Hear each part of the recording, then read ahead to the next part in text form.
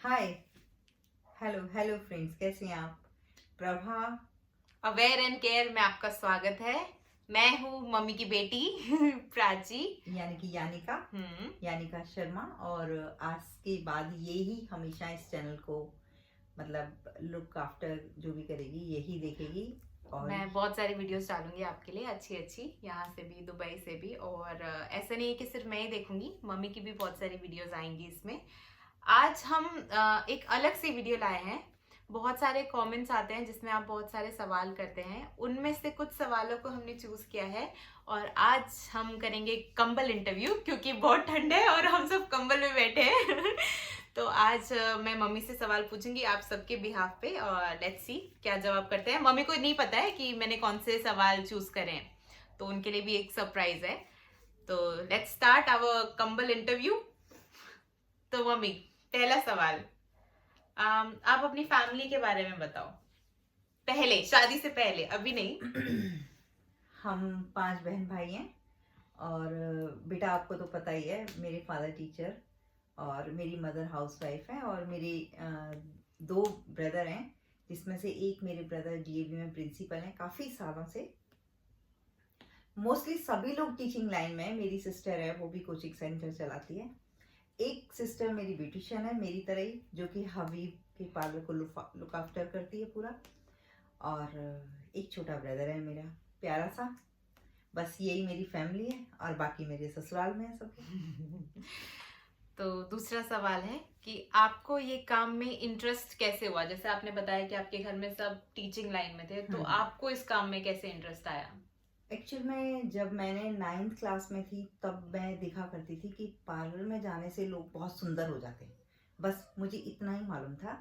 और लगभग 16-17 साल की रही होंगी मैं उस टाइम। तो जब मेरी 9th क्लास की एग्ज़ाम्स कंप्लीट हुए तब मैंने इस लाइन को ज्वाइन किया। रिसेंटली हमारे घर के पास ही एक पार्लर खुला था, काफ़ी बड़ा। तभी भी पार्लर्स होते थे? नहीं नहीं, पार्लर्स उस टाइम बहुत कम होते थे। बट शहनाज का बहुत नाम था उस टाइम। तो शहनाज के यहाँ ही एक सरिता जी काम करती थी, जिन्होंने मतलब वहाँ पर जॉब किया। और मुझे लगा कि मुझे मतलब इस लाइन में जाना है। मेरे को बहुत क्रेज़ था कि पता नहीं लोग सुंदर हो जाते हैं पार्लर में जाने से। मतलब एक ये चीज़ थी जो मुझे बहुत ज़्यादा इम्प्रेस करती थी इस ओर खींचने के लिए। और मैंने इतनी छोटी एज में काम सीखना शुरू किया। और I am B Ed, first class B Ed हूँ मैं भी, क्योंकि सभी लोग टीचिंग लाइन में थे। तो मुझे भी वो सब करना पड़ा, बट प्राइवेट। मैंने 12th तक रेगुलर किया। और स्कूल के बाद मैं पार्लर जाती थी, यानी कि मैं 9th क्लास से ही रेगुलर इस लाइन में हूँ, 83 से। मतलब आप 9th क्लास से ये काम कर रहे हो? और मैंने आज तक कभी 1 मंथ का भी गैप नहीं आया। वाओ। जब मेरी शादी हुई तब भी मैं मतलब 19 साल की, कुछ मतलब 20 पूरा नहीं हुआ था मुझे, 19 साल कुछ मंथ की थी। और आपकी शादी का मेकअप किसने किया? मेरी शादी में बहुत सारी मेरी फ्रेंड्स थी, बट कुछ ऐसे चांसेस थे कि वो मेकअप मैंने खुद किया। और हेयर स्टाइल बनाया मेरी एक स्टूडेंट ने। तो आपने अपनी शादी का मेकअप खुद किया? हाँ। अच्छा, ये बताओ आपकी बेटी की शादी का मेकअप किसने किया? मैंने किया। मेरी शादी में भी हमने बहुत सारे मेकअप आर्टिस्ट के पास गए थे। ये क्वेश्चन में नहीं है, मैं बता रही हूँ ऐसे ही। तो हमें किसी का भी मेकअप मतलब उतना अच्छा नहीं लगा, तो मैं बोला मम्मी मेरा मेकअप प्लीज आप ही करना। तो चांस की बात है, जब भी सुबह, मेरी सुबह की शादी थी, दिन के फेरे थे, तो बहुत जल्दी जल्दी हुआ। और मुंबई से मेरे सब इन लॉज आए हुए थे, तो मतलब मैं वेट करती रही, मेरा नंबर आएगा मेरा नंबर आएगा, मम्मी के रिलेटिव्स का सबका मेकअप करती रही। और फिर मैंने बैठ के फटाफट अपना मेकअप करना शुरू कर दिया। तो फर्स्ट वाला जो मेकअप था मैंने किया था, बट वहां पे जब वेन्यू पहुंचे जयमाला के लिए, जब, तो उसके बाद मम्मी ऊपर रूम में आई और मम्मी ने फिर मेरा एक्चुअल मेकअप में और इसकी सब किया। गुजराती वेडिंग हुई है, तो एक तरह से 2 मेकअप हुए। इनके यहाँ जो कॉस्ट्यूम होता है, वाइट कलर की ड्रेस और पानेतर ये लोग पहनते हैं गुजराती लोग। तो इसकी शादी उस हिसाब से हुई है। तो फर्स्ट जो मेकअप हुआ वो इसने खुद किया। रेडिसन होटल में इसकी मैरिज थी, तो सेकंड हमने वहीं पर रूम लिया हुआ था, जबकि बहुत बड़ा पार्लर था वहाँ पर। बट इसकी इच्छा थी कि किसी मैं का मम्मी इसका मेकअप एक मेकअप करूँ।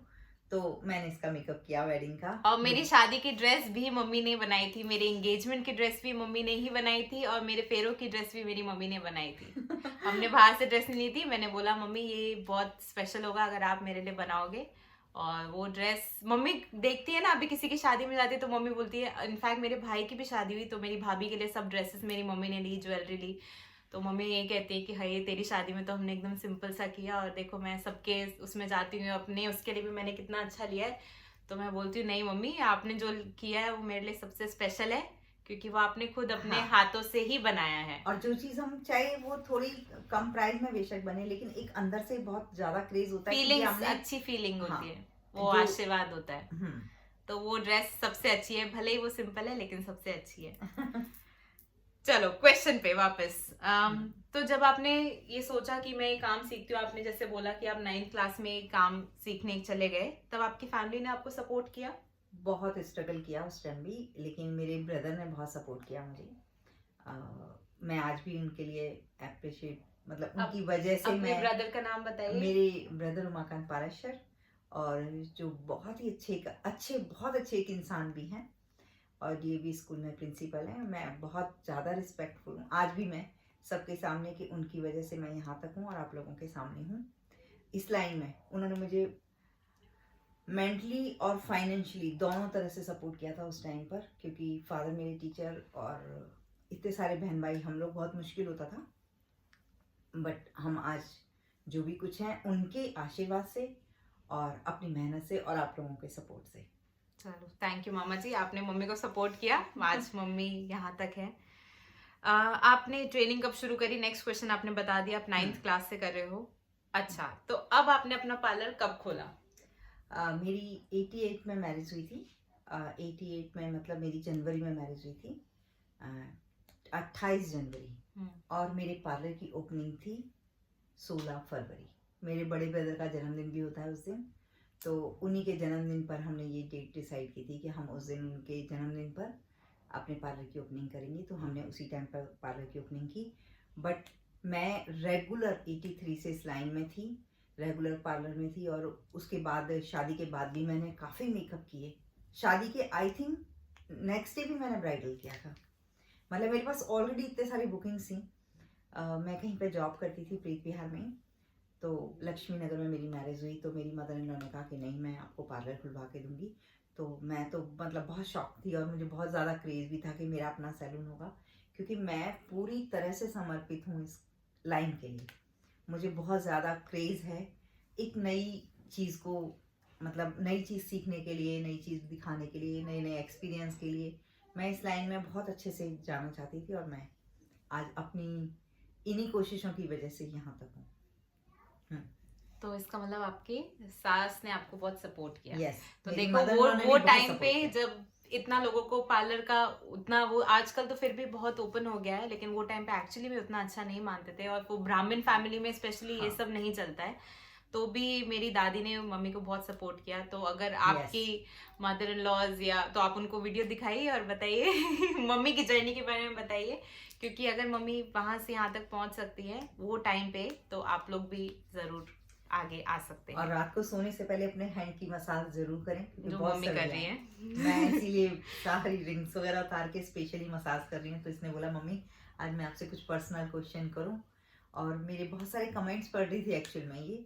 एक्चुअली मैं बहुत टाइम से बोल रही हूँ मम्मी को प्लीज प्लीज मेरे को ये सब क्वेश्चंस पूछने हैं, आपके बहुत सारे लोग ऐसे पूछते हैं, बट मम्मी को अभी टाइम मिला अपनी बेटी के लिए। मम्मी को टाइम नहीं है। नहीं ऐसी बात नहीं। चलो नेक्स्ट क्वेश्चन, आपका पार्लर कितने बजट में खुला? मतलब जब आपने शुरू किया कितने पैसे लगे आपके? एक्चुअल में उस टाइम थोड़ा सस्ता जमाना था, तब बहुत कम बजट में बहुत सारा काम हो जाता था। तब मेरे ख्याल से मैंने 7000 रुपीज़ में पूरा पार्लर ओपन किया था, जिसमें मेरी 2 चेयर थी और एक शैम्पू का पूरा वो लगा हुआ था। बाकी पार्लर का सारा सामान था। एक काउंटर बनाया था, 3 शीशे भी लगाए थे, एक सेटी भी बनाई थी जिस पर क्लाइंट बैठते थे हमारे, और छोटी छोटी जो भी चीजें थी पार्लर के अंदर वो सब थी। मतलब व्हाट मशीन वगैरह जो भी हाँ, facial में जैसे use होता है। ड्रायर होता है, मशीन है, स्टीमर है, सब कुछ था। उस तरह का स्टीमर तो नहीं था, पहले वो नॉर्मल वाला चलता था जो छोटा सा होता है, जिसके अंदर जिसमें मुंह डालते हैं। हाँ वो वाला स्टीमर था। अब तो बहुत सारी चीजें आ गई हैं, लेकिन बेसिक जितनी भी जरूरत की चीजें थी वो मेरी सब 7000 के बीच में आ गई। और मम्मी की पार्लर की फोटोज हमने देखी है, मतलब मैंने तो देखा है, मैं छोटी थी तो अच्छा खासा बड़ा पार्लर था। अम्मा ने काफी सारी जगह दी थी मम्मी को। तो हाँ नेक्स्ट क्वेश्चन, आईब्रो तब कितने की होती थी? यस, जो मैंने फर्स्ट आईब्रोज बनाई, और आई थिंक मैंने 3 साल तक सेम रेट रखे। हमारे यहाँ 2 रुपए की एक आईब्रोज होती थी। वाह। और आप बिलीव करोगे, पूरे दिन के अंदर उस टाइम भी मेरे दो पास जो, रुपए की एक मतलब 2 और 2 4? नहीं नहीं, और 2 रुपीज की आईब्रोज। और अपर लिप हमारी होती थी 1 रुपए की, तो हम 3 रुपए लेते थे उस टाइम। और आज भी मेरे पार्लर में बहुत ज्यादा कॉस्टली नहीं है, आज भी हमारे यहाँ 30 रुपए की आईब्रोज होती है। लेकिन देखो तब से अब तक कितने परसेंट बढ़ गया। और वो टाइम कौन कौन से फेशियल होते थे? जैसे आजकल तो बहुत हाँ, सारे एडवांस फेशियल आए हैं, वो एक्चुअल टाइम। में उस टाइम पर बहुत ज्यादा, जैसे अब तो स्क्रब वगैरह सब है, स्क्रब है, मसाज है, जेल मसाज है, फेस। तब उस टाइम पर क्रीम चलती थी, एक क्रीम है और एक पैक है, बस इतना ही ज्यादा था। तो उस टाइम हम लोग करते थे रोज फेशियल, लेमन फेशियल, यानी कि जो क्रीम का फ्लेवर है, मतलब एक नॉर्मल सी क्रीम होती थी कंटेनर में, लेमन फेशियल हो गया, एक रोज फेशियल हो गया, एक चंदन फेशियल हो गया, एक हम बोलते थे ये फ्रूट का फेशियल है। जो क्रीम होती थी उसका नाम दे देते थे, और अपना ही कोई इवेंट किया हुआ पैक लगा देते थे, हमारा फेशियल कंप्लीट हो जाता था। एक उस टाइम पर ही शहनाज का फेशियल आता था, जो कि शालाइफ क्रीम हम यूज करते थे उसमें, शहनाज की। तो वो सबसे ज्यादा महंगा होता था, और आई थिंक वो फेशियल मेरे यहाँ 80 रुपए का था उस टाइम। वो सबसे महंगा फेशियल वो होता था। सबसे महंगा फेशियल, जैसे आज हम कहते हैं ना O2 का फेशियल है, O3 का फेशियल है, और शेरल वगैरह के फेशियल्स हैं जो अच्छे फेशियल्स में माने जाते हैं। तो उस टाइम शहनाज का फेशियल सबसे ऊपर था। और वो भी तो आप लगाते थे मुंह पे, वो हाँ, ऐसे करके थर्मोहर, पैक। थर्मोहर, थर्मोहर भी लगाते थे स्किन टाइटनिंग के लिए। वो तो हम आज भी, अगर कोई क्लाइंट्स बोलते हैं तो हम आज भी लगा देते हैं, कोई वो नहीं है, स्किन टाइटनिंग के लिए होता है। और तब आपके पास कौन कौन से तरह के ब्राइडल मेकअप आते थे? तब हमारे पास 2 ही तरह के ब्राइडल मेकअप आते थे, एक नॉर्मल मेकअप, एक वाटरप्रूफ मेकअप। वाह। बस उसके अलावा किसी को कुछ पता ही नहीं था। बस उनको ये मालूम था कि मेकअप करना है, और पार्लर में मेकअप होते हैं। और एक ब्राइडल मेकअप बिंदियों का उस टाइम बहुत ज़्यादा था, आई शेडो पे जितना आज फोकस करते हैं उस टाइम इतना नहीं था। और हेयर स्टाइलिंग तो हाँ काफ़ी अच्छी होती थी, ऊंचे ऊंचे बनते थे जुड़े, पुराने स्टाइल में जैसे बनते हैं। आज का ट्रेंड थोड़ा सा चेंज हो गया है, बस यही था। और आप बिलीव करोगे, मेरे पार्लर के अंदर अगर ब्राइडल, जो मैंने पहली ब्राइडल की थी उस टाइम, हम लोग अपने पार्लर के अंदर कोई आता था हमारे पास कराने, तो हम 80 रुपए चार्ज करते थे पूरा ब्राइडल मेकअप। और अगर कोई, उस टाइम तो मैं जैसे बाहर भी जाती थी करने के लिए, तो उनके घर पर जाती थी तो 100 रुपीज़ चार्ज करती थी। आज देखो हम अपने पार्लर में 16,000 17,000 रुपये चार्ज करते हैं, तो कितना। और जबकि वहाँ पार्लर नहीं थे, मेरा ऐसा पार्लर था कि सुबह मतलब मेरा 7 बजे पार्लर ओपन हो जाता था, क्योंकि घर था मेरा घर के अंदर, और रात को 10 बजे तक मेरे पास कस्टमर रहते थे। और ग्रुप में 18-18 लड़कियों के बैच होते थे जिनको मैं ट्रेनिंग देती थी। और आज का टाइम ऐसा है कि आज स्टाफ भी है, और उतने ट्रेनिंग के लोग भी नहीं होते हैं जितने पहले होते थे। तो समय तो खैर काफ़ी बदल गया है, लेकिन आज के टाइम में हर बंदा काम कराता है पार्लर में, सबको फेशियल चाहिए। इवन जो हाउस मेड हैं, जो मतलब मेड का काम करती हैं, वो लोग भी चाहती हैं कि उनकी आईब्रोज पूरी अच्छे से हो। अपने आप को थोड़ा सा ना, टाइम चेंज हो गया। उस टाइम लोग पार्लर में जाते थे तो लोग कहते थे अरे अरे ये तो पार्लर में जा रही है, ये तो बड़ा फैशन करती है। लेकिन आज जो लोग नहीं जाते उनको लोग बोलते हैं कि ये अपने आप को मेंटेन नहीं रखती, है ना। तो वक्त चेंज हो गया थोड़ा सा। Next question. वाह। ये तो आपने बता दिया अभी तब के ब्राइडल मेकअप में और अब के में क्या फर्क है। पहले आपने बोला ना, पहले बिंदी ऐसे हाँ, ऐसे बिंदी लगाते वगैरह थे, होती थी, और आई शेडो पे इतना वो नहीं होता था, अब फोकस नहीं होता था। अब बेस और आई शेडो हाँ, पे पहले ज्यादा। आईलैशेस वगैरह भी नहीं लगती थी, अब हम लोग मस्कारा वगैरह से ही थोड़ा हैवी लुक दे देते थे, बस उस तरह का। तो अब नेक्स्ट क्वेश्चन है, जो कि लास्ट क्वेश्चन है।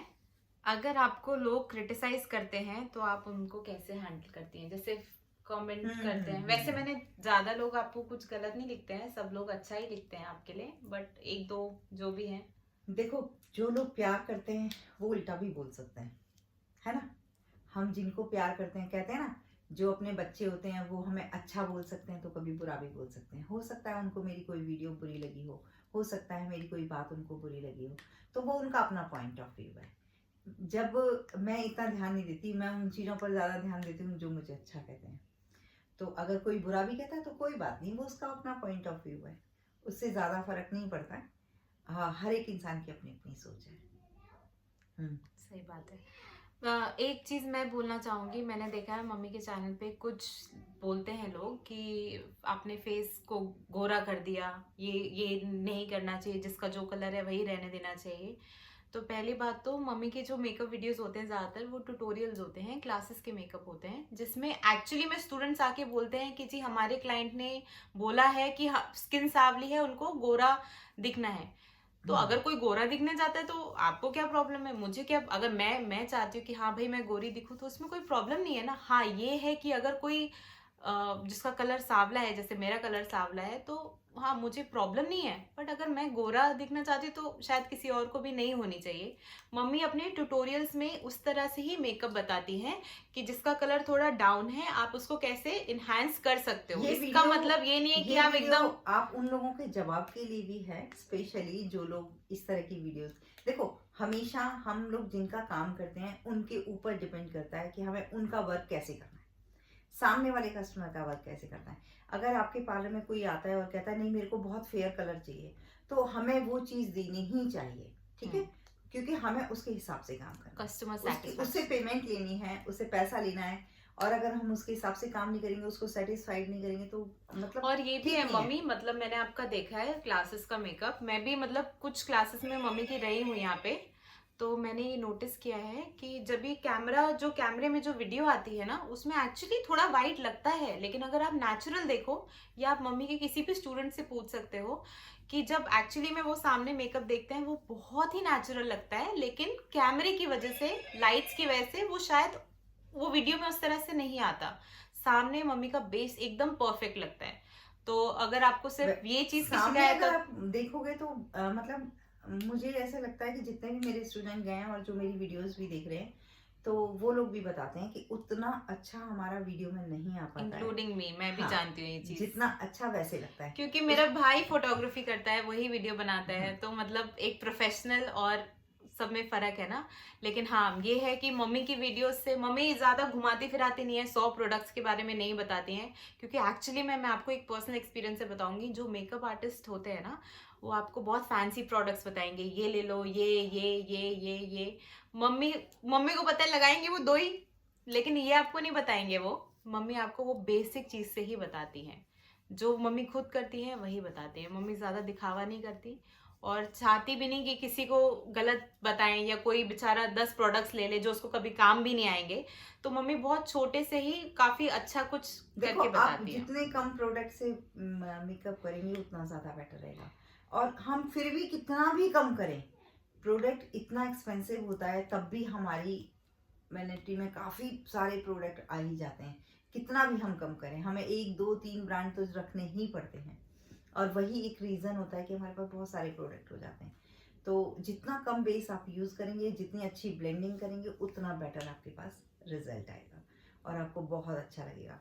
और रही कमेंट्स की बात, तो कमेंट्स, जो लोग अच्छा कमेंट्स करते हैं उनकी तरफ ज्यादा फोकस करो।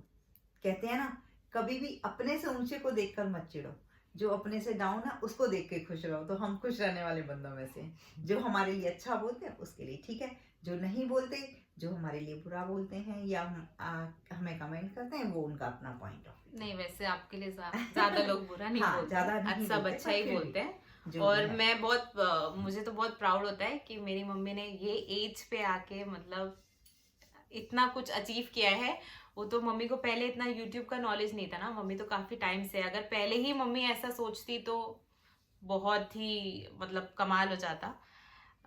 तो बस मेरे क्वेश्चंस खत्म हो गए हैं। अगर आपके पास भी कोई क्वेश्चंस है तो ये वीडियो के कमेंट में जरूर लिखिएगा। फिर आगे नेक्स्ट वीडियो में हम आपके लिए बना सकते हैं, ट्राई और करेंगे। बात कर सकते हैं। थैंक ये यू मेरी सो बिटिया है मच। प्यारी सी, और ये बहुत सारी वीडियोस बनाएगी आपके लिए, मेकअप के ट्यूटोरियल्स की, जो छोटे छोटे होंगे। और बहुत सारे दुबई में रहती है एक्चुअली में ये, तो वहाँ के टूर भी कराएगी आपको इस चैनल पर। मैं बहुत घूमती हूँ, सिर्फ दुबई नहीं, मैं बहुत सारी कंट्रीज जाके आई हूँ। तो ये बहुत सारे मतलब जगह पे घूम रखी है, तो आपको थोड़ा थोड़ा स्पेशली वहाँ के बारे में इसी चैनल पर बताएगी। तो आप लोग जरूर देखना और इसको लाइक शेयर सब्सक्राइब जरूर करना। बहुत प्यारी सी बेटी है मेरी। नहीं मैं सिंपल चीजें बताऊंगी। हाँ, मजा आएगा। मम्मी वैसे एडवोकेट है ये, और बहुत अच्छी, इसको अवार्ड भी मिला हुआ है बेस्ट स्टूडेंट का, यहाँ हमारे दिल्ली के अंदर। तो आप अगर देखेंगे मम्मी तो आपको अपने बहुत प्यारा मेरी कम तारीफ करती है आज तारीफ कर रही है तो मैं भी खुश हो रही हूँ एकदम। तो क्योंकि मम्मी हमेशा ये कहती है और कि हम नहीं क्या भी- तारीफ करें, कोई दूसरा हमारे बच्चों की तारीफ करे तब वो तारीफ है। तो नहीं, हाँ मम्मी 98% की स्टूडेंट है मेरी। अब ज्यादा मेरी तारीफ हो बिटिया। रही है।